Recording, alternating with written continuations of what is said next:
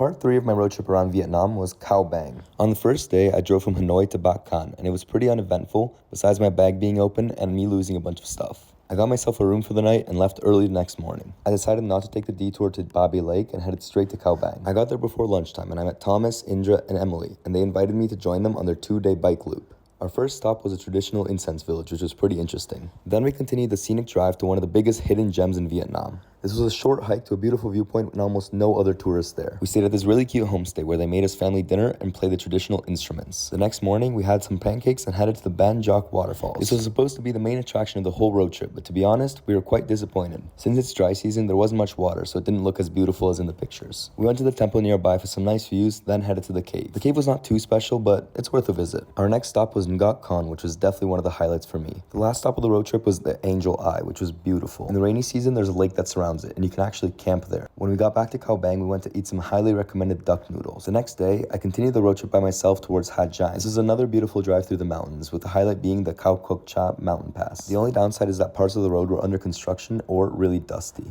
After a long day of driving, I finally made it to Ha Giang.